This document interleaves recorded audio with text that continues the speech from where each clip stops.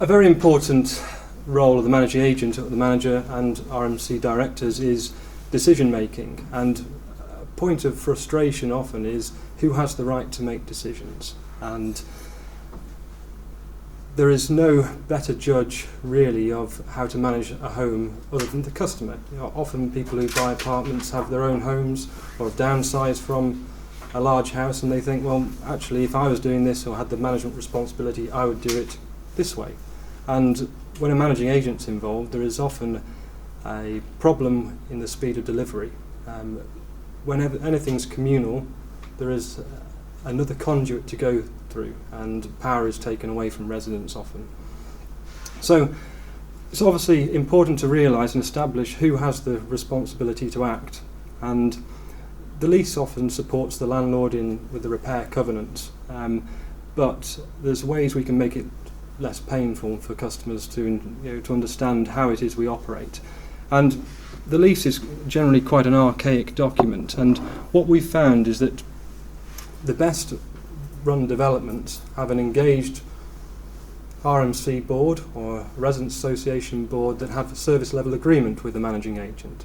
And for instance, we took on the Colonnade apartments last year, and that has been running for best part of 30 years, that development, and we are an agent there that has a fixed term contract, and there are already very established rules and regulations, and we fall into line with those rules and regulations. And so they have produced the Albert Dock Residents Association booklet, which is a 30-page document designed to help residents and to also to help the managing agent deliver the services that they want. So I would say that wherever possible, to seek improvement in the way your development is run is put the time in as a board of residents to create a document such as this, because when we're policing and managing the expectations of residents at Albert Dock, we follow this. So for instance, if there's litter in the car park, petrol cans stored, or whatever it may be, shopping trolleys left in the car park, when we issue a letter to residents to say, look, we need your assistance in clearing this,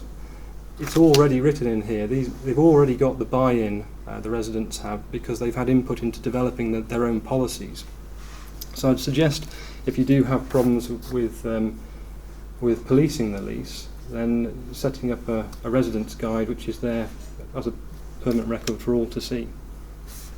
And if you're here without, you're not part of a residents association or resident management company, then I'd suggest obviously trying to form such a residents association and develop service level agreements with your managing agent.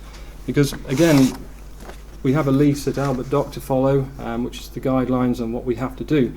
But in winning the instruction, we have to agree to their own individual service level agreement, and that goes into a lot more depth than the lease does. So, for instance, it has timescales for completion of repairs, and if we don't achieve that, then there will be penalties for that. We have to issue the accounts within 3 months of the year end every year, and again, we understand what will happen if we don't.